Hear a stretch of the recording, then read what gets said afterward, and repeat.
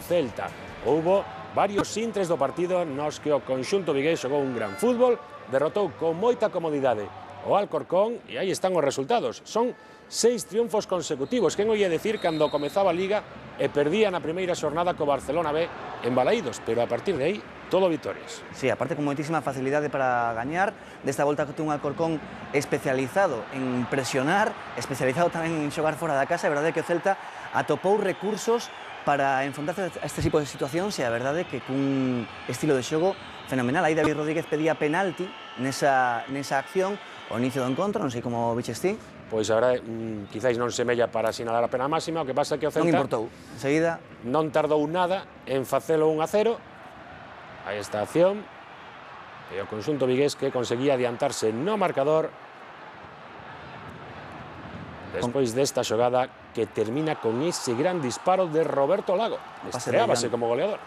Pase de Joan Tomás, nunha acción que viña precedida dunha saída de presión, como dicíamos, excelente, porque estaba a verdade presionando moi ben a banda do Alcorcón e cun pase en longo, buscando as costas, como nesta oportunidade tamén, buscando as costas da defensa adiantadísima do Alcorcón, o Celta, a verdade que facía moitísimo perigo.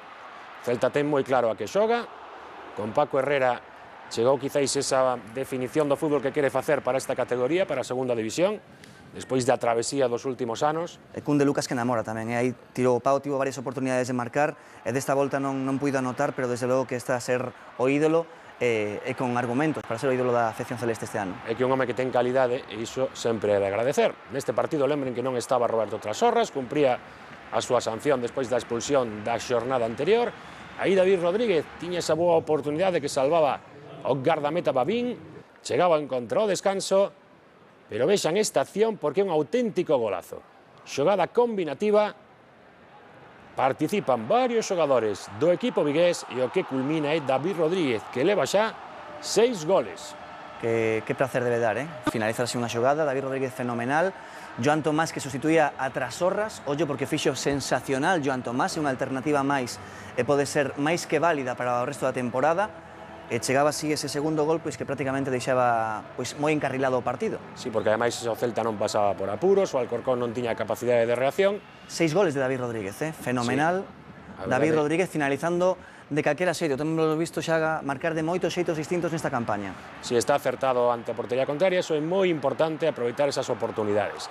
Non foi o caso nesta acción co erro de Lucas, que tiña todo a favor para colocar o terceiro tanto, un terceiro tanto que de todos os xeitos chegaría por mediación de Joan Tomás. Vexan quen andaba por aí sumado ao ataque, Roberto Lago, que dixo, teño que pasar. Con forza, aí. Sí, señor, e pasou. Incluso derrubando defensa por forza, por potencia, e despois chegaba o disparo de Joan Tomás para o 3-0. Dera o gol Joan Tomás a Roberto Lago no primeiro tanto, e agora devolveulle o favor Roberto Lago a Joan Tomás. Aí estaba a repetición dese gol, o Alcorcón que buscaba o tanto da honra. Con outros goleadores da categoría que desta volta non estivo nada fino aí nesa xogada. Aí o que si estivo fino é Jonathan Vila.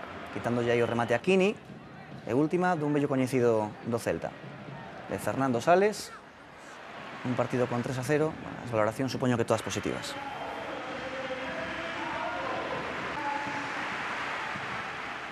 Si la gente se engancha otra vez con el equipo, boca a boca funciona y dicen este equipo parece que nos transmite algo y que hay ilusión, nosotros no, ahora es cuando no podemos fallar.